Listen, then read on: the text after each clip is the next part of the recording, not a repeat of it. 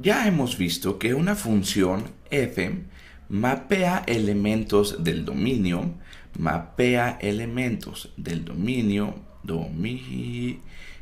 de lujo.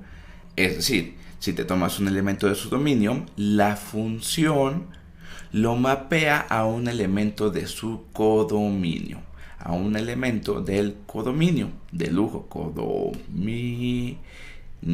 Así que si, por ejemplo, nosotros tomamos por aquí el conjunto del dominio, y bueno, déjame hacerlo con color anaranjado, por aquí me voy a tomar el dominio de esta función, y bueno, vamos a tomar algunos elementos de manera aleatoria por aquí. Imagínate que este es el 1, ok, por acá tengo al menos 1, ok, por acá imagínate que me tomo al 7, y por acá se me antoja tomarme a pi. Ok, ahora, todos estos son miembros del dominio de f. Ahora imagínate que tenemos por acá el codominio. Y déjame hacerlo con este color. Por acá tenemos el codominio. Y ahora digamos que f mapea al 1, o dicho de otra manera, f de 1 lo manda para acá y toma el valor de menos 3. Va a tomar aquí el valor de menos 3. Es decir que f de 1 es igual a menos 3, o f mapea al 1 al valor de menos 3. Ahora, imagínate también que f mapea al número menos 1, al valor de 7.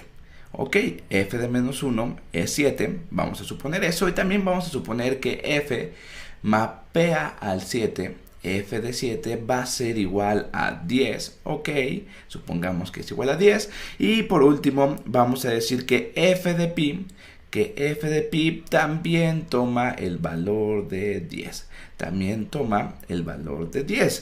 Así que aquí tenemos el mapeo de la función, y lo primero que quiero que te des cuenta es que es una función legítima, porque recuerda que para que tengamos una función, para cada una de las entradas se tiene que mapear a una única salida, a solo una salida. Esto no sería una función si pasara algo como esto. Si f, bueno, nosotros sabemos que f de pi es lo mismo que 10, y esto lo hace una función, ojo, porque estamos mapeando a pi al 10. Para la entrada pi sabemos que vamos a obtener una única salida que es 10. Pero si estuviéramos haciendo aquí un tipo de relación que no fuera función, y déjame quitar esto de aquí, pasaría algo así. Pues si ponemos a pi, algunas veces me va a dar 10, pero tal vez otras veces me dé el valor de 11. Y en este momento ya no es una función. Esto no va a ser una función porque estamos mapeando a pi primero al valor de 10 y después al valor de 11. Y esto no es correcto si queremos pensar en una función. Recuerda, para cada entrada le vamos a mapear solamente una salida. Una sola. Ojo. Podemos tener, como en este caso, dos entradas que se mapeen a una misma salida. Pero nosotros sabemos, en este caso, que f de 7 es lo mismo que 10. Y también sabemos que f de pi también toma el valor de 10. Ahora, lo que quiero ver en este video es cuando una función no es invertible.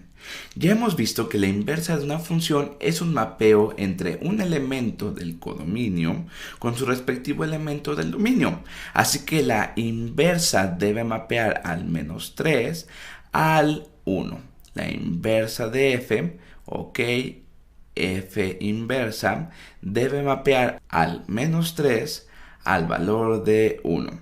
Y esto es porque, y déjame ponerlo así, porque sabemos que f de 1, esto es exactamente igual a menos 3, y por lo tanto, f inversa, y déjame ponerlo con este color, f inversa de menos 3, y ojo, f inversa también debe de ser una función y por lo tanto debe cumplir las mismas propiedades que una función. Por lo tanto, debe mapear al menos 3 a solamente una cosa. En este caso, f inversa de menos 3 es 1. F inversa de menos 3 es 1. Y bueno, aquí ya tenemos una idea de qué va a pasar con el 7. F inversa de 7 va a ser igual a menos 1. Recuerda que esta es f inversa. F inversa. F inversa de 7 va a ser igual a menos 1. Y eso tiene mucho sentido porque nosotros sabíamos que f de menos 1, esto era igual a 7. Y ahora podemos escribir que f inversa de 7, ok, esto me va a llevar al valor de menos 1. Ok, pero ahora algo muy interesante pasa justo aquí. ¿Cuál debería de ser el valor que tomaría f inversa de 10? Si yo trato de mapear al 10, existen dos elementos del dominio que cuando yo aplico la función me van a dar a 10 en el codominio. Por lo tanto, la pregunta sería, ¿quién sería la función inversa de 10? Ahora, si tú tratas de ver que f es invertible, entonces la función inversa debería mapear a este elemento, a solo un elemento del dominio. Pero en este caso lo mapea a dos elementos del dominio. Así que f inversa de 10, esto es igual a 7 o esto es igual a pi. Es justo lo raro que tenemos aquí. Y en este caso, como la función inversa no puede hacer que los elementos del codominio se mapeen únicamente a una cosa, entonces decimos que esta función no es invertible. Y déjame ponerlo aquí. Esta función no es invertible. Y déjame ponerlo aquí. Invertible. Y bueno, esto pasa porque el mapeo inverso del codominio al dominio, la relación inversa no es una función, pues no podemos tomarnos a cualquier elemento de nuestro codominio y que se mapee a un único elemento de nuestro dominio, pues el 10 no sabemos si se va a mapear a pi o se va a mapear a 7. Así que esta función f, que recuerda que es una función porque cada uno de sus elementos del dominio está bien definido a un único elemento de su codominio, pero el camino de regreso no es cierto. Para la función inversa, a cada elemento de este codominio, de este conjunto, no va a solo un elemento de este otro conjunto, pues el 10 se puede mapear a 7 o a pi.